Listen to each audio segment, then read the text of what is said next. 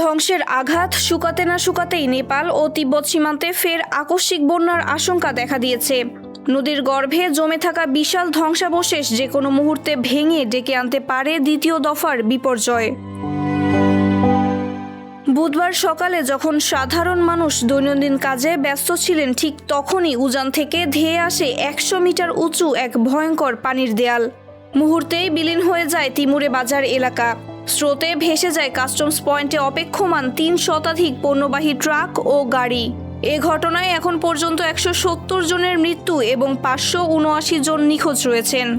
বিশেষজ্ঞদের মতে হিমবাহ ধস ও ভূমিধসই আকস্মিক এই বন্যার সম্ভাব্য কারণ।